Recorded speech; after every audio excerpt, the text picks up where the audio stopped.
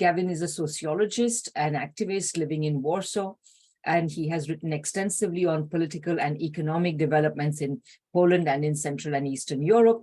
And he's co-founder of the Polish Transform Group Forward, or, well, I'll let him tell you the Polish name of the group. Go ahead, please, Gavin. Okay, thank you, Radhika. Naprzód is the name. Okay.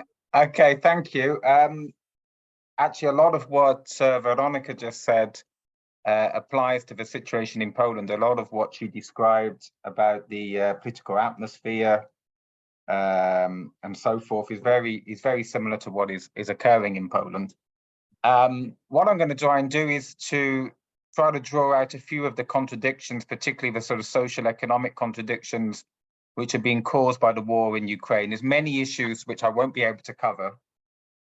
Maybe these will come up in the questions, but I'm just going to try to point to a couple of the main ones. I assume you're seeing the slides change. If you don't, just tell me, please.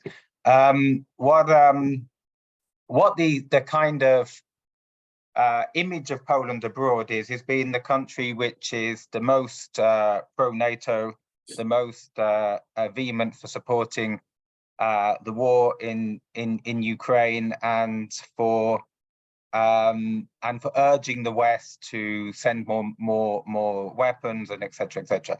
There is a lot of truth in this. As you can see here in this slide, this is just two opinion polls which are showing the support for Poland's entry into NATO on the left, and you can see how this rose significantly from a high level in 2014, and then arose again at the beginning of 2021-22, and stands around 94%, and also a very large section, or the largest opinion within Polish society is that the NATO actions in Ukraine are too weak, and very small proportion of society believing that it's actually too tough. So what we have a society, for historical reasons and ideological reasons as well, coming from the political elite, which is to give strong, almost ubiquitous support for NATO at the moment. However, there are a number of contradictions, particularly at the social and economic level, which are starting to exert themselves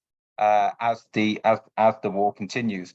This is showing also an opinion of, should Poland take refugees in from conflict areas? And you can see again a large proportion of the population, quite rightly, in my opinion, saying that they should take in refugees from the conflict areas. You can also see a small growth at the bottom of those who are skeptical about this. Other research, for example, shows on what do you have positive attitudes towards refugees, and so is showing that there's a minority, but a growing minority of people who are skeptical, at least, of helping Ukrainians within Poland. What you have, could I ask you to make this in presentation mode, because some people can't see the, so if you do presentation mode, which is right at the bottom, yeah, that would be much better. Yeah. I press F5, I think. Yeah, this should do it. Yeah. This is fine. Yeah. Is that okay? What you have at the moment, you had 10 million Ukrainians have entered Poland since the beginning of the war. Around 1.5 have stayed. This is not easy to, because some have gone on to other places, some have gone back, etc., etc. It's not easy to exactly assess how many refugees have stayed in Poland since the beginning of the war, but it's around 1.5 million. This adds to about another 1.5 million Ukrainians who are already living in Poland. There's large waves of Ukrainians for economic reasons coming in the years prior to the war. So you have around 3 million Ukrainians living in Poland. This obviously has some benefit for the Polish economy because it adds labor, which creates value into the Polish economy. There are issues of economic issues which are being exacerbated, particularly in housing, because of a lack of housing which exists anyway, and no investment in affordable housing coming in Poland at the moment. You have other economic tensions which are being raised by this conflict, which are causing class tensions within Poland. One of the most one of the strongest of these conflicts is around the farmers' protests. What happened is that the farmers earlier on this year began to protest because of the import of agricultural products into Poland. Because what happened at the beginning of the war is that the European Union lifted trade barriers for Ukrainian agricultural products. This has led to a slump in the price of Polish products, which has naturally led to farmers protesting, blockading grain coming into the country and so forth. What this then led to was Poland unilaterally blocking the import of goods in April. And then this has resulted in the European Union introducing a ban on Ukrainian grains and the government offering subsidies to help Polish farmers. Something I'll come to later, but this is an election year in Poland, and Polish farmers are a very important part of the electorate of the ruling Law and Justice Party. It also shows, despite all of this propaganda, if you like, from the EU and other countries, that Ukraine is on a fast track towards European entry, even in the midst of war, they're not able to maintain these open borders, and farmers are protesting against competition from the Ukrainian agricultural sector.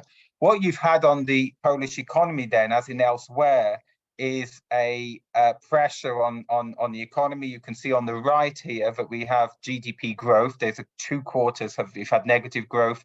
The last quarter growth has returned. Inflation reached around 18%. It's now come down to 14%.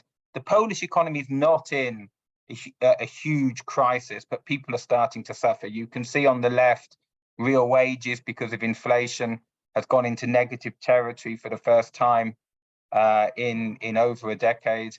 And so this is beginning to be felt, the knock-on effects of the war on the economic and living standards of the Polish population. This is partly energy. Just again on the energy question, the Polish government at the beginning of the war said that it would stop all import of energy from Russia. It still imports around 10% of its oil from Russia. It also transits through Poland oil to the Czech Republic, and it's the largest importer in the EU of liquid gas from Russia. So despite it's significantly reduced its oil imports, but there is still a significant amount of energy coming through from Russia into Poland. One of the largest pressures on the Polish economy is the rise in military spending, and this resonates completely with what Veronica is saying. Poland, you can see on the right here, the black lines here are the revised military budget, which was introduced after the beginning of the war. Poland plans to spend 4% of its GDP on military this year. It plans that by 2005, with the modernization of its military, will cost the equivalent of almost 20% of its current GDP. That's by 2035. All the military orders at the moment coming into Poland is around 137 billion euros. Most of these, actually, I'll come back to this in a moment. They also planning to build up the military of the Polish army up to around a military of 300,000 people, of which 50,000 will be territorial soldiers. This will make it that Poland has an army larger, for example, from Germany and France and so forth. It'll be one of the largest armies in the world. If they manage this, there's very lot of skepticism that they will actually manage to build up an army of this size. Most of the military spending is in orders from abroad, particularly from South Korea and from the US. You can see here, this is planned military spending over the next 13 years or so. And you can see on the blue line, this is the percentage of the military spending which will be realized abroad, which will be buying products, particularly from South Korea and the US, not from Europe. The Polish government has said it won't buy products from the European Union because of its conflict with the European Union at the moment. So it's even bypassing Germany and so forth because of its because of its tensions with Brussels and Berlin at the moment. So this is not even going to have a positive knock-on effect on the Polish economy and some kind of military Keynesianism, because the vast majority of this is being spent abroad. These is happening within the context of elections which are due to be held in autumn, probably in October. The exact date hasn't been set yet. Well, one of the major things to note is that there's virtually no differences between the major parties in Poland on the war. Basically nothing. They both shout at each other that the others are Putinites. Both sides, you know, the Law and Justice Party and the major citizens coalition opposition both call each other pro-Russian and Putinites, but they essentially have no difference at all on their policy towards Ukraine. But what you can see here is the Law and Justice Party is maintaining a small majority in the polls, with the Citizens Coalition, which is the party led by Donald Tusk, coalition led by Donald Tusk, in second place. This is going to be a very tight election.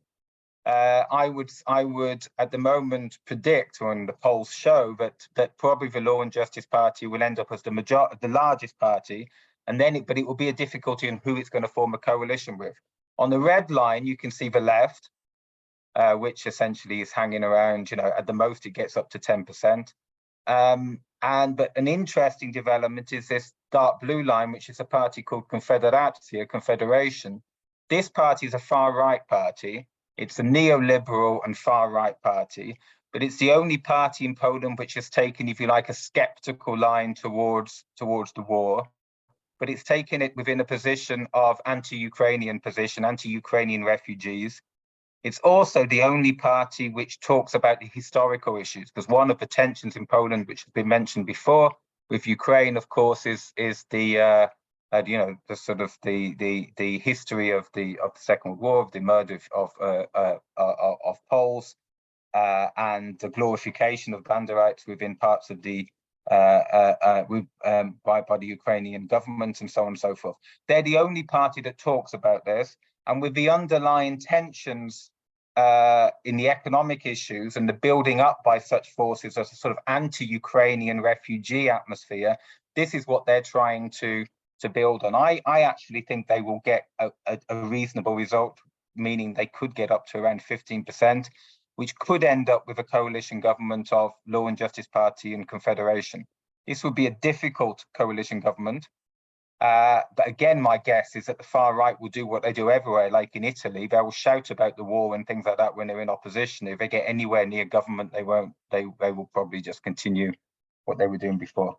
So these are some of the tensions. There's other things we could talk about. For example, Belarus, the issues on the border of Belarus and so forth, and also Poland's position in the Belt and Road at the moment. Just very quickly on that is that Poland is actually, through the war, with the closure of routes from China, with goods from China in Ukraine and in Kaliningrad, the only northern route coming in of goods into the European Union is coming through a tiny town in eastern Poland called Marushawice, and this is actually now is the hub of Chinese goods coming in.